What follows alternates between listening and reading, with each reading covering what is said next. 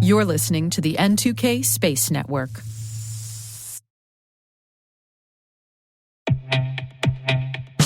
With over 8,000 threat hunters analyzing over 65 trillion signals daily, Microsoft works tirelessly with the federal government to keep our nation's data secure. This 30-year-plus partnership is driving mission innovation that is secure by design.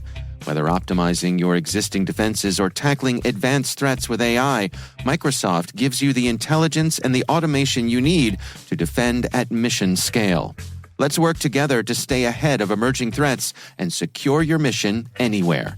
Learn more at aka.ms/fedcyber. That's aka.ms/fedcyber.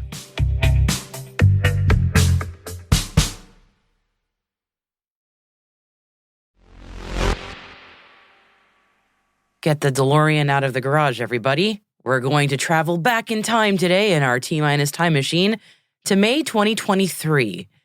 Back then, it was the time of a mega merger in satellite communications, as Viasat had finalized its acquisition of Inmarsat and became king of the Satcom world for a cool $7 billion. Well, that's the old news. Watch out, Viasat and Inmarsat, because here comes the new mega merger on the block, as SES is set to buy Intelsat. T-minus 20 seconds to LOS speed rest. Go for deploy. Roger roll. Today is April 30th, 2024. I'm Maria Varmazes, and this is T-minus.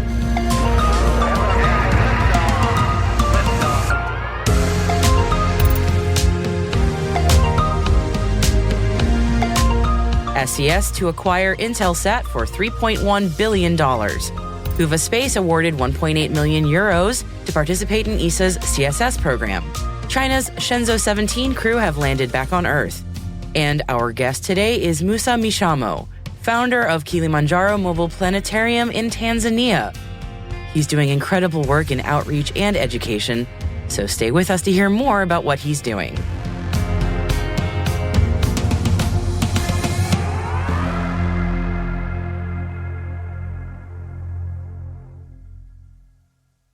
It's Tuesday, everybody. Let's get right into it. We're starting our briefing today with some behemoth satellite communications news, as you heard. Yes, SES has agreed to acquire Intelsat through the purchase of 100% of the equity of Intelsat Holdings for a cash consideration of a mere $3.1 billion and certain contingent value rights. The mega merger, according to the two companies, will create a multi-orbit operator with greater coverage, improved resiliency, expanded suite of solutions, enhanced resources to profitably invest in innovation, and benefit from the collective talent, expertise, and track record of both companies. Now, we should add, very importantly here, that the acquisition is not official as of yet. Their transaction is, of course, subject to relevant regulatory clearances and filings and customary provisions concerning cooperation and measures in seeking such regulatory clearances. All of which is to say that it's expected to be received during the second half of 2025. Yep, the merger won't happen until next year. It has, however, been unanimously approved by the board of directors of both companies, and Intelsat shareholders holding approximately 73% of the common shares have entered into customary support agreements requiring them to vote in favor of the transaction. Adel Al-Saleh, CEO of SES, commented this: "This important transformational agreement strengthens our business, enhances our ability to deliver world-class customer solutions, and generates significant value for our shareholders in a value-accretive acquisition, which is underpinned by sizable, you can say that again, and readily executable synergies."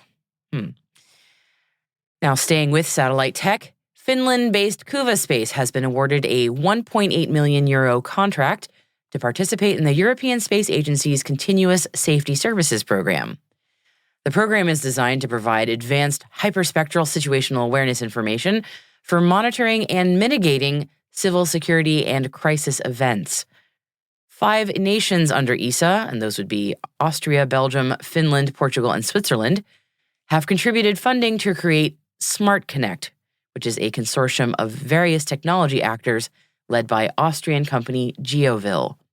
They aim to revolutionize crisis communication for swift data exchange and timely provision of actionable innovation in emergency situations.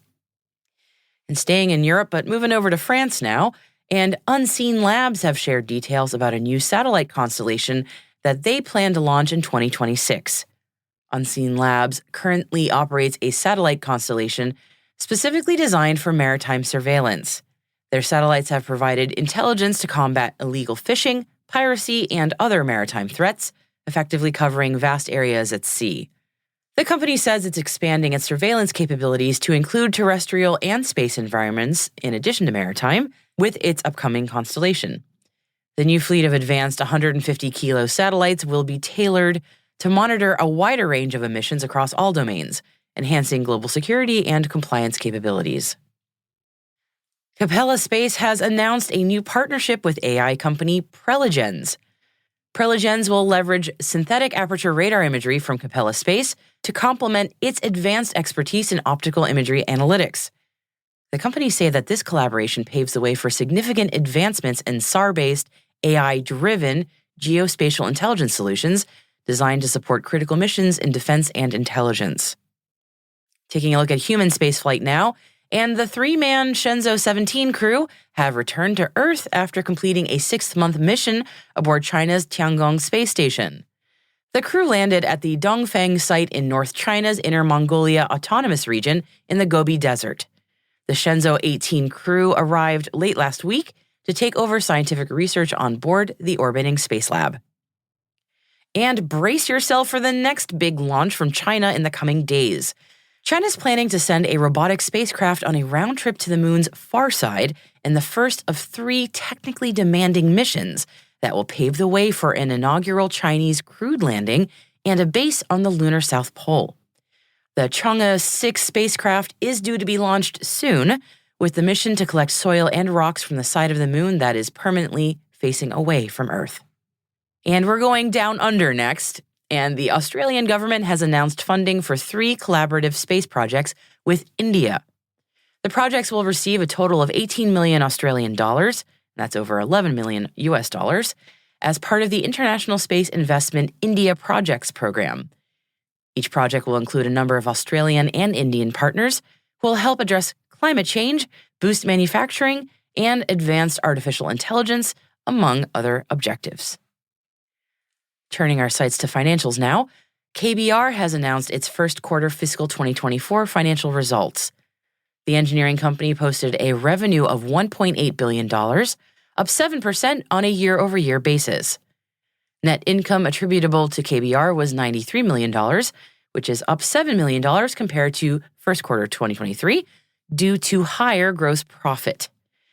KBR was also awarded $1.9 billion of bookings and options in the quarter. So, overall, very good results for KBR. And you can read the full report in our show notes. And we're psyched to hear the latest update from the Psyche mission. The onboard deep space optical communications technology demonstration continues to break really cool records. While the asteroid-bound spacecraft doesn't rely on optical communications to send data, the new technology has proven that it is up to the task. After interfacing with the Psyche's radio frequency transmitter, the laser communications demo sent a copy of engineering data from over 140 million miles away, and that would be a mere 1.5 times the distance between the Earth and the Sun, by the way. The demo has shown that even at this extraordinary distance, it can transmit test data at a maximum rate of 25 megabits per second from the flight laser transceiver's near-infrared downlink laser. That is really no small feat. In fact, it's a better download speed than I can receive at my house some days, honestly. So bravo to the Psyche team for being faster than my ISP. We look forward to live streaming from the moon and maybe even one day from Mars.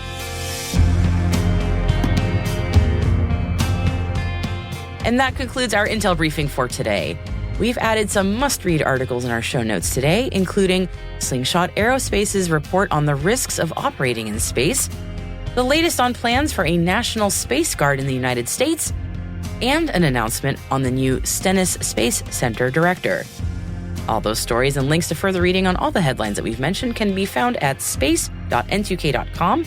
and just click on this episode title. Hey, T-Minus crew, if you're just joining us, welcome. And be sure to follow T-Minus Space Daily in your favorite podcast app. Also, if you could do us a favor, share the intel with your friends and coworkers. So here's a little challenge for you. By Friday, please show 3 friends or coworkers this podcast. That's because a growing audience is the most important thing for us. We'd honestly really love your help as part of the T-Minus crew. So if you find T-Minus useful, please share it so other professionals just like you can find the show. Thank you so much for your support, everybody. It means a lot to me and all of us here at T-Minus.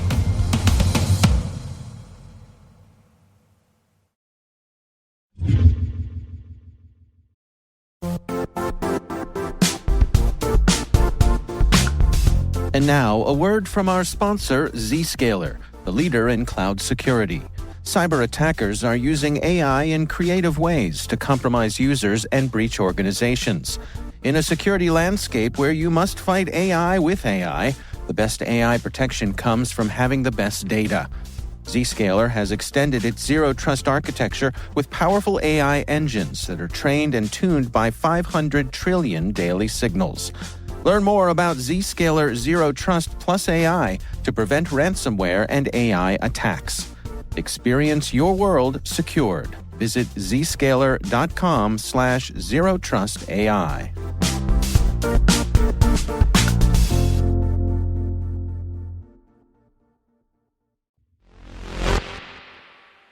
Our guest today is Musa Mishamo, founder of Kilimanjaro Mobile Planetarium. My name is Musa Mishamo. I'm the founder of Kilimanjaro Planetarium. This one is the first planetarium in Tanzania, and it's the first experience for Tanzanian people. Planetarium has been there for almost 100 years, but it has never been in Tanzania, and this one is the first one in the country. So the idea is to give children exposure to space science and astronomy, give them idea of loving science, and so that they can get into science and love innovation, and they can even solve African problems. So that is the idea of having Kilimanjaro Planetarium in the country. Thank you so much for joining me today and for coming on the show to tell me more about the amazing outreach that you're doing with all these students. Tell me a little bit more about the Mobile Planetarium, how you got the idea to bring it into existence. Yeah, so the idea came when we saw a lot of advancements in Europe and America. There is a lot of missions to the moon, mission to Mars. And we saw our country lagging behind. People, they even never looked at it through a telescope.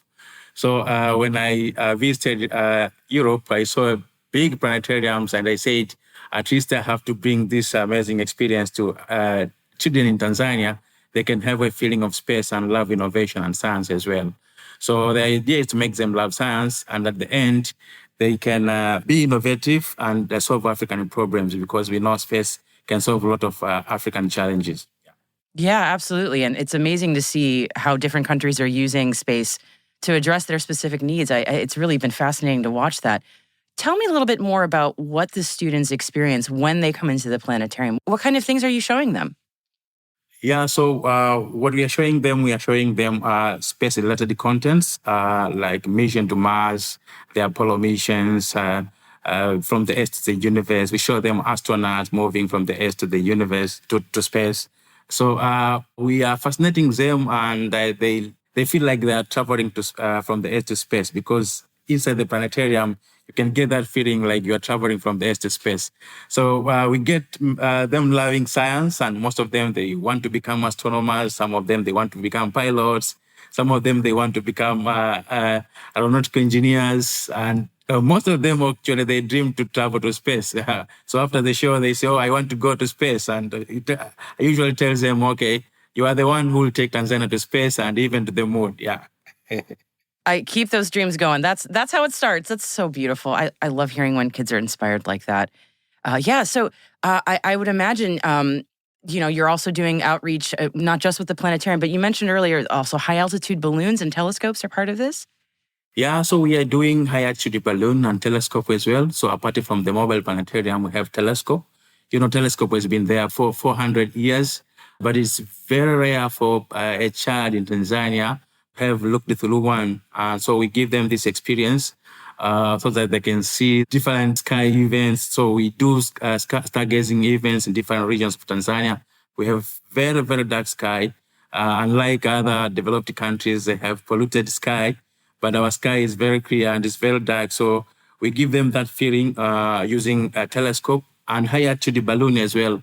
So we do some launches. They do some small experiments, taking some payloads to the stratosphere to give them the feeling of space experiments. And in the future, actually, we are now trying to bring more knowledge apart from outreach and education. We are doing more in educating the community in general about space, because our country now, last year, they mentioned they want to launch a satellite to space. That will be a first satellite in the country. So, but most of people, they questioned, in Tanzania, why the government investing to space? We don't have reliable electricity. We don't have water. We have a lot of challenge. Now we are trying to explain to them what are the benefits of space. For example, we know Earth observation can solve a lot of challenges, and we have a lot of natural resources in the country, like forestry, mining, agriculture. So we are teaching them, we are giving them awareness on how space technology can make use of all of these natural resources, forestry, mining, weather forecasting. Now we have challenges in climate change. So space can go even beyond that. So we tell them these mobile phones, you see, TV in the country. So everything is related to space. So there are a lot of things that can space can solve a lot of challenges, natural resource and disaster management in the country. So we are giving that awareness through our program so that the community can be aware of what space technology can offer the country. I love that you're doing that. It's so important, and it's also the questions that you're getting about why does space matter when we have so many other things we've got to be dealing with. It's a very good question that people have, and I'm glad that you have a great response to it as well. That because we hear that all over the world, really. A lot of people wonder why is space ever a priority given everything else that's going on. And I'm curious, when you're having these conversations with people, how either with adults or with students, I mean, how are they receiving that? Are they going, oh yeah, that makes sense, or are they sort of maybe skeptical or somewhere in between? Yeah, most of them, they see it makes sense, because now we are preparing a lot of online webinars with community in general and students, and make them aware of what the space technology can offer. So now we are doing a lot of presentation on how satellite images, they can save them in precision farming. We are now doing some projects in precision farming as well, using global navigation satellite system. We got some system to install on tractors. So we are using now GNSS to install auto steering system. So we have been doing this kind of demonstration, and actually now people, they start seeing space can help a lot. So using different kind of demonstration and training, they become aware of what kind of space technology can solve. Even technology like TV, even mobile phones, because we have a lot of mobile phones and telecom communication in the country. So we are trying to explain to them all of these. They use space technologies, and through Earth observation, we can get a lot using satellite images. And now when the country is planning to launch a first satellite, so we can get satellite data to do even using remote sensing, it can save a lot in weather forecasting, climate, agriculture and other matters in the country. Yes. Yeah, that really affect people's lives, and they'll see that tangible benefit.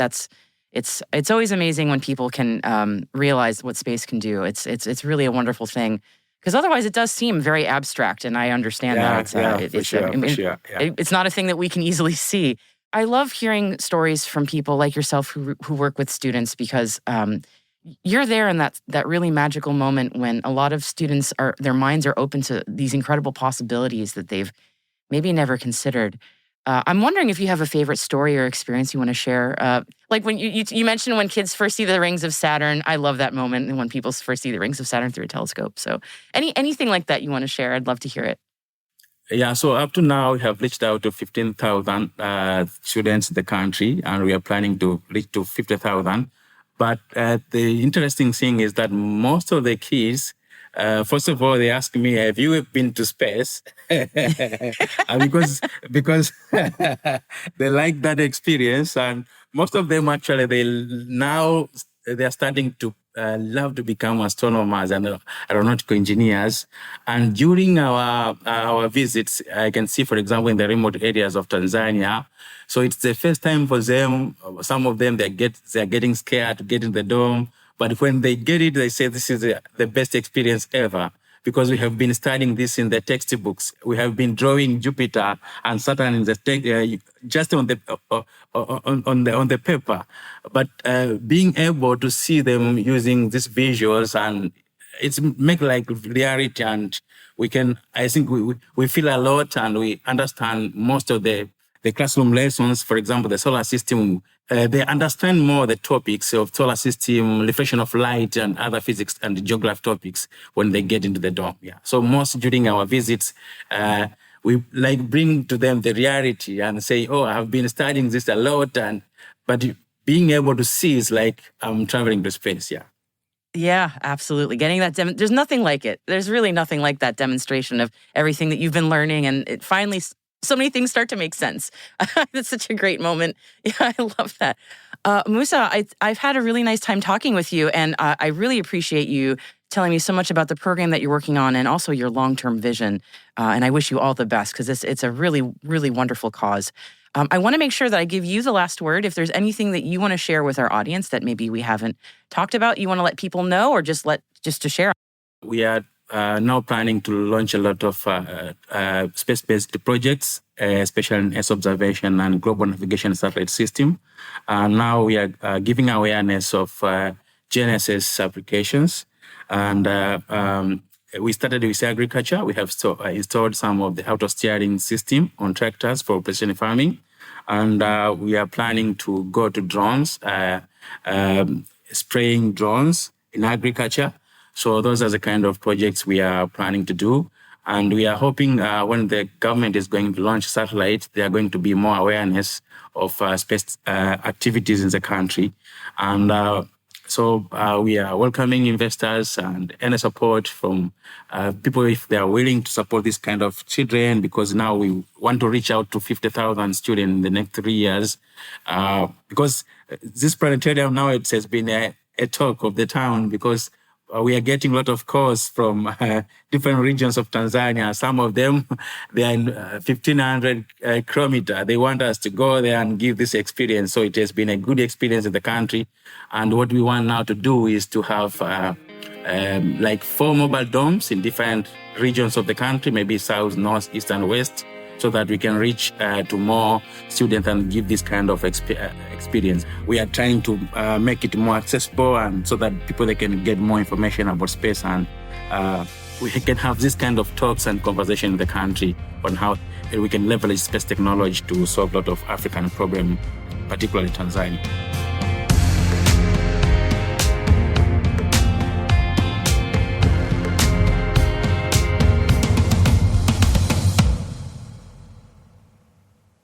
We'll be right back.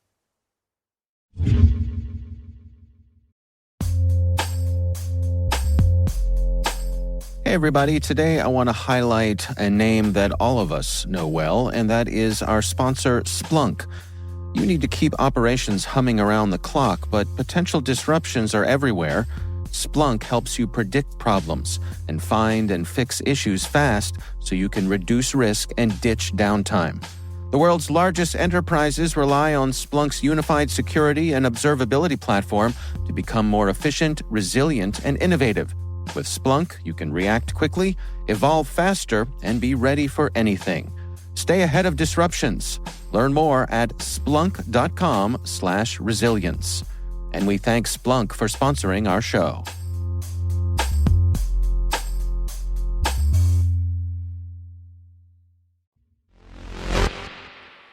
Welcome back. New discoveries in space happen almost daily, but not normally to the tune of 27,000 discoveries at once, which is what a collaborative program between the Asteroid Institute and Google Cloud have just achieved. They've identified 27,500 new asteroid discovery candidates. The majority of the new discoveries are main belt asteroids that orbit the Sun between Mars and Jupiter. But the Asteroid Institute also discovered more than 100 near-Earth asteroids whose orbits take them much closer to Earth. Now, we should note these are not new observations. The partnership leveraged Google Cloud technology to run sophisticated algorithms developed by the Asteroid Institute and University of Washington researchers, and by mining historical datasets from the Noir Lab Source Catalog Data Release 2. Yes, as we've been noting with some recent stories in the past few weeks, old is gold even when it comes to data. The work, which took place over several weeks, has the potential to enable the mapping of the solar system and protect the Earth from collisions, advancing the field of minor planet discovery. So cool. We do wonder what they're going to find next.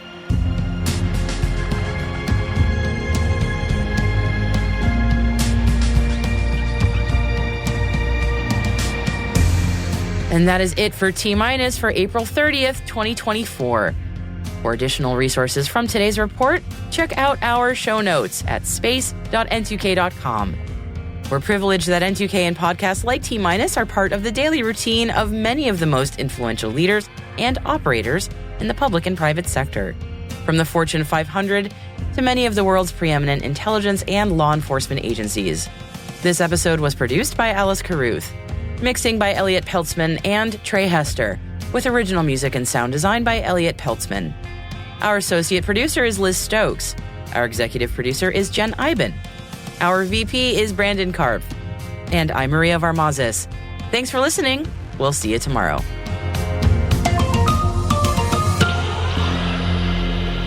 T-Minus.